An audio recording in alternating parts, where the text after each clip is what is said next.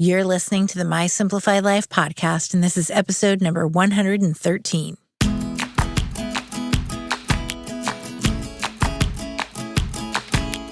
Welcome to the My Simplified Life podcast, a place where you will learn that your past and even your present don't define your future. Regardless of what stage of life you're in, I want you to feel inspired and encouraged to pursue your dreams, simplify your life, and start taking action today. I'm your host, Michelle Glogovac, and I'm excited to share my stories and life lessons with you while taking you on my own journey. This is My Simplified Life.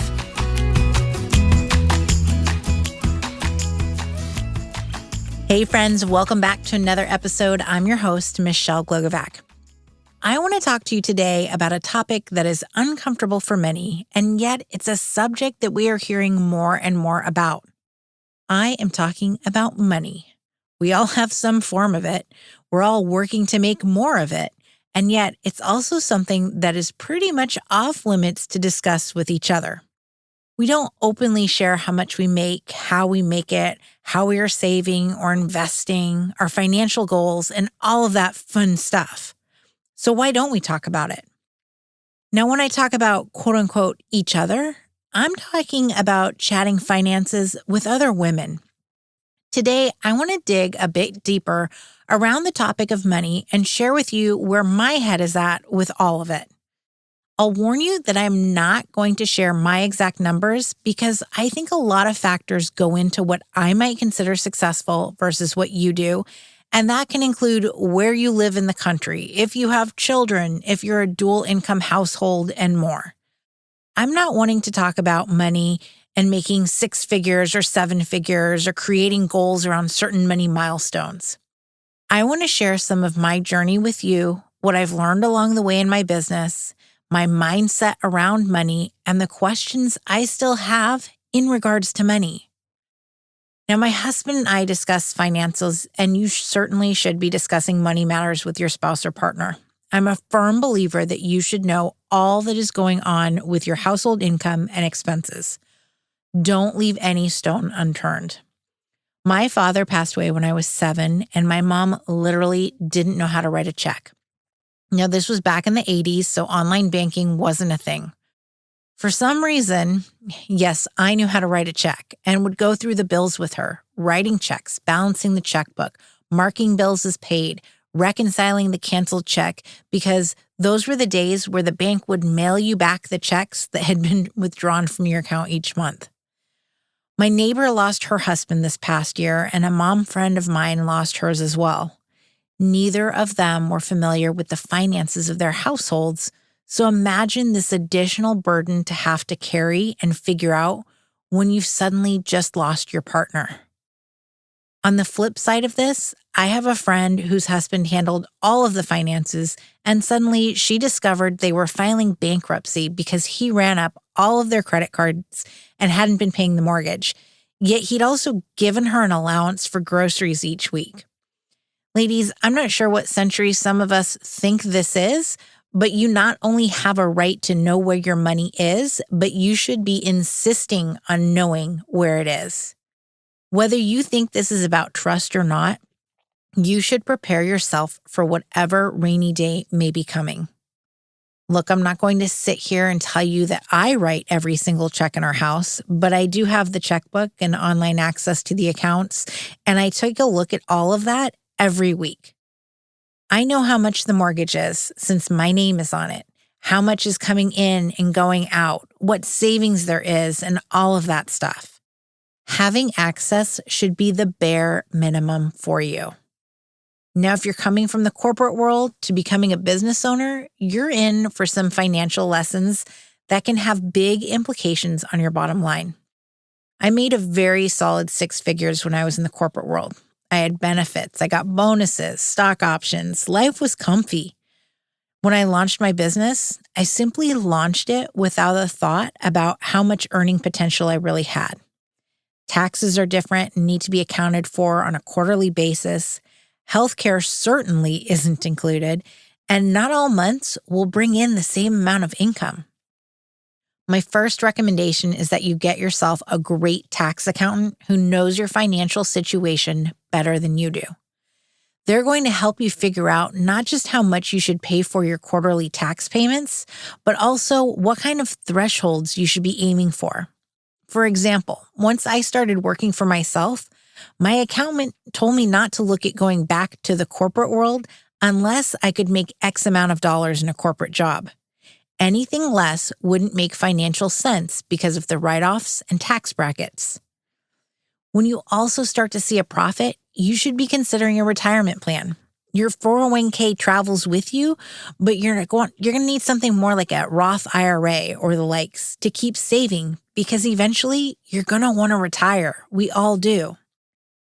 It wasn't until I'd been in business for about 6 months that my husband and I sat down to actually discuss financial goals. What was I hoping to make? What was I actually going to make? What was realistic for me to make?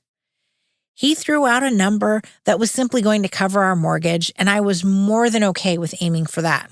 After all, it was just a fraction of what I'd been making in my corporate job. Within the first month, I more than doubled that goal and continued to do so. But here's the kicker. I was working my butt off. I had a number of clients and worked around the clock and on weekends.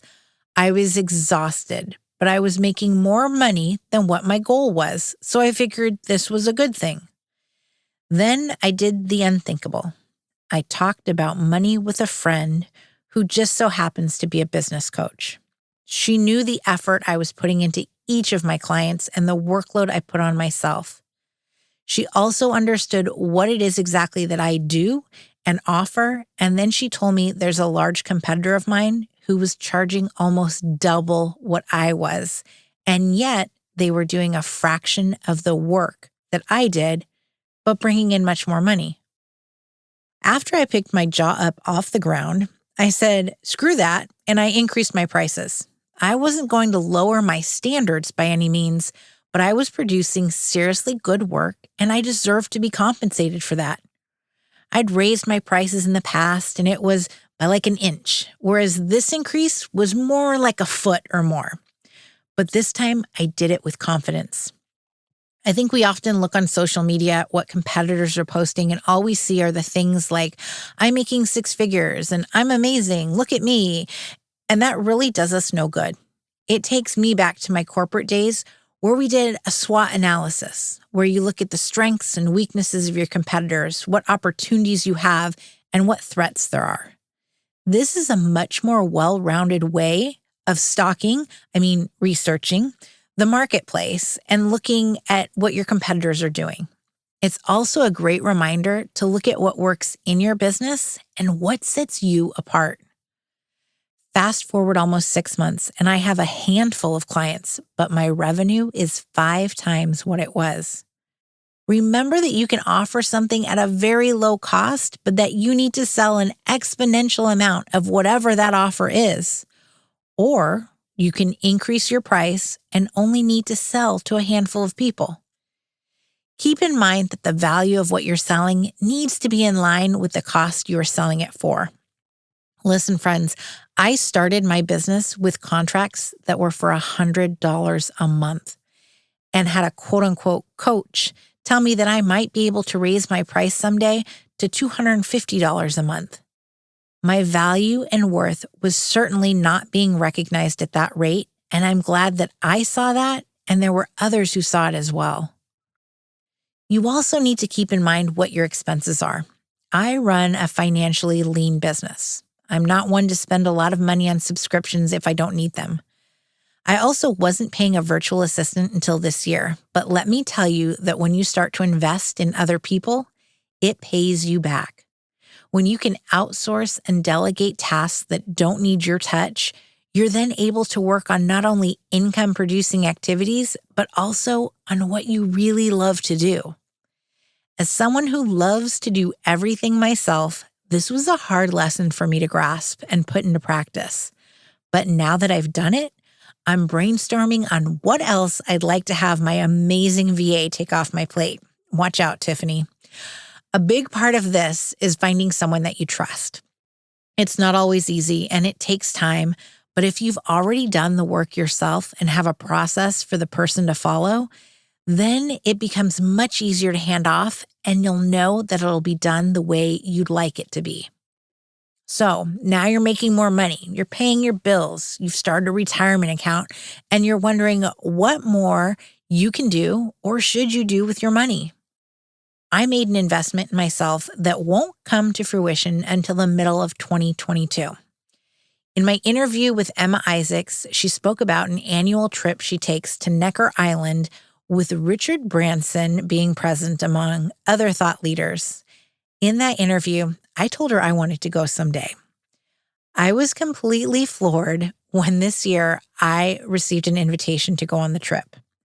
Thanks to COVID, though, it was delayed, but I'll be going in May to spend a week with Emma, Sir Richard Branson, and others. It's literally going to be a trip and experience of a lifetime. And the moment I said yes, I knew I not only wanted this, but I deserved it. I deserved to invest in myself. The funny part is that it's quite a substantial investment in myself and one that I was concerned about making. But in saying yes, I found another new confidence in myself and my abilities. Don't worry, I'll be sharing this experience with you next year and all of my takeaways from such an experience. In talking about investing, this is the part of the financial world that I have the most questions about.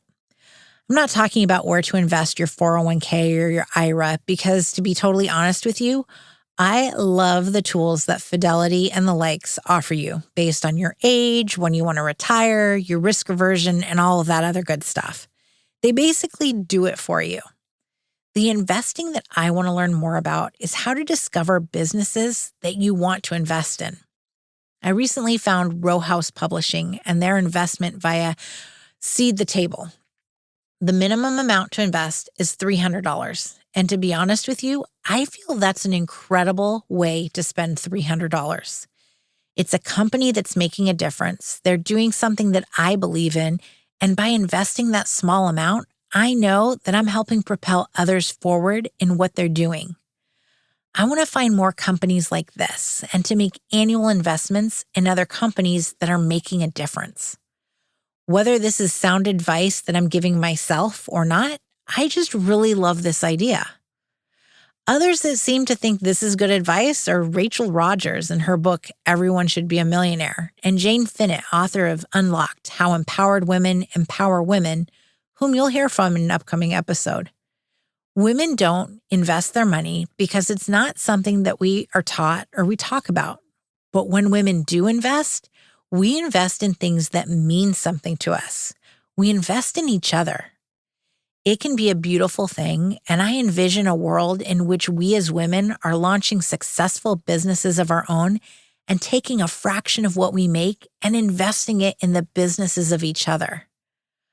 I'm very lucky also that when it comes to having a girlfriend to talk about money, I have that, and I chat quite frequently with my friend Karen all about money. We're completely transparent about what we're doing in our businesses and what life looks like financially. Find yourself a friend like that. You'll be able to lift each other up and remind one another that you're not only doing great, but you're defeating odds and statistics of what the norm has not only been for business owners, but specifically for female business owners. We can do this.